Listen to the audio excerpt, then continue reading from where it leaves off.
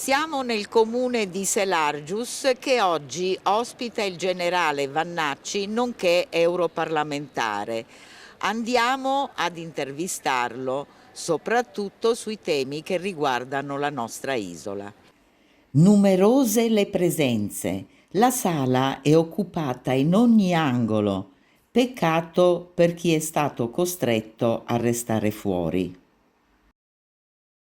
Per quanto riguarda il Green Deal 2050, lei non vorrebbe vedere le pale eoliche nel Golfo degli Angeli o davanti Costa Re, immagino. Guardi, io ho già definito il Green Deal una delle più grandi truffe che l'Occidente ha subito dalla Seconda Guerra Mondiale a oggi, perché tale è.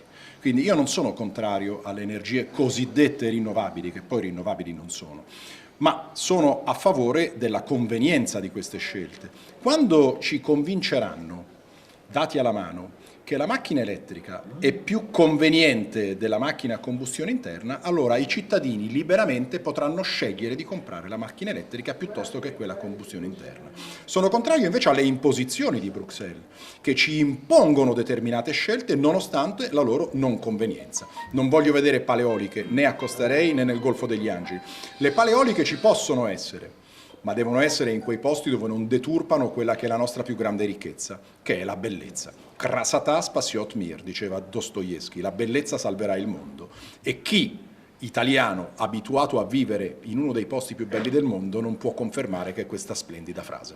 Ma per l'energia elettrica c'è un sistema antico totalmente Green Deal, che è l'acqua, l'energia elettrica, la maggior parte a tutt'oggi, il 37% dell'energia elettrica si ricava dall'acqua. Lei è informatissima, è vero, non solo il 37% di tutte le energie rinnovabili è rappresentato dall'idroelettrico, ma l'idroelettrico fornisce anche il 15% di tutta l'energia elettrica prodotta nel nostro paese.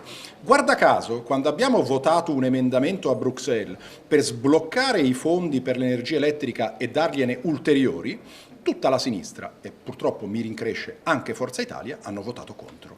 Quindi ecco perché io dico che queste forze politiche non fanno l'interesse del nostro Paese.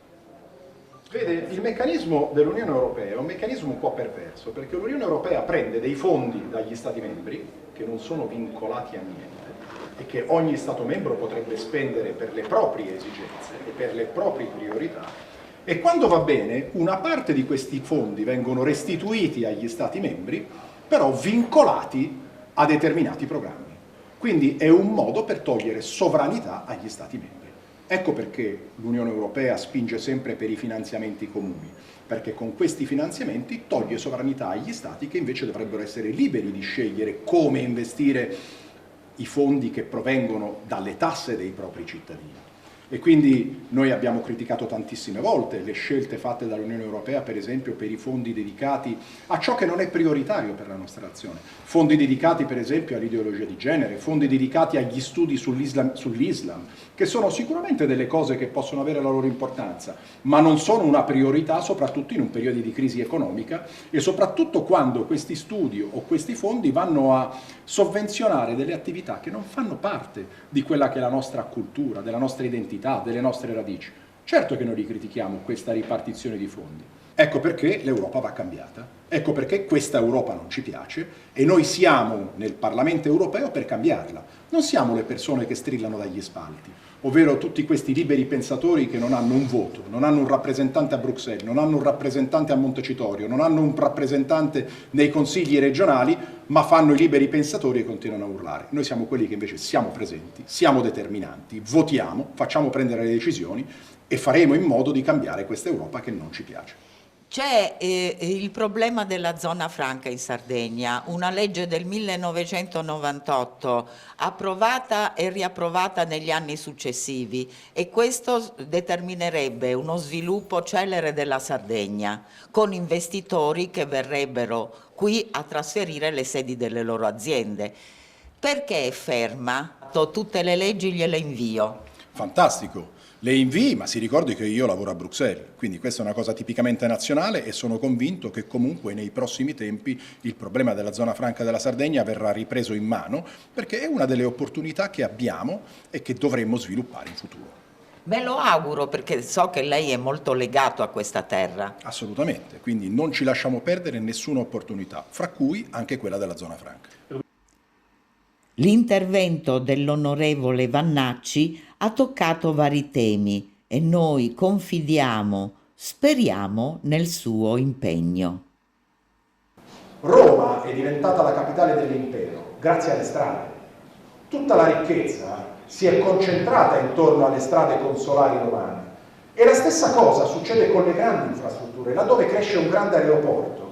Attorno all'aeroporto cresce il benessere, cresce la ricchezza, cresce la prosperità. E la stessa cosa per i porti, per le strade, per i ponti, per le infrastrutture. Fare l'interesse dei cittadini. Molti invece hanno altre priorità. Vogliono salvare il pianeta, vogliono salvare il mondo, qualcuno accenna anche a salvare l'universo. Sono persone molto brave queste, io non sono così bravo, mi limito invece a cercare di voler fare i vostri interessi, gli interessi dei cittadini, gli interessi degli elettori, gli interessi dei sardi. Questo è il fulcro della mia attività a Bruxelles. E purtroppo quando poi si va in aula a votare vediamo che purtroppo le cose non vanno nella stessa maniera. Viticoltori e gli olivocoltori. Voi sapete che la vite e l'olivo sono culture tipicamente nord europee, no? Avete mai assaggiato l'olio olandese? O anche il vino, no, ma c'è il vino svedese che è conosciutissimo.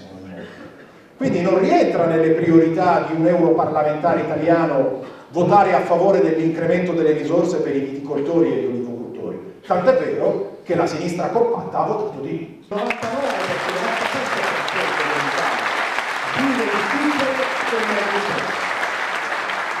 Lo dicevo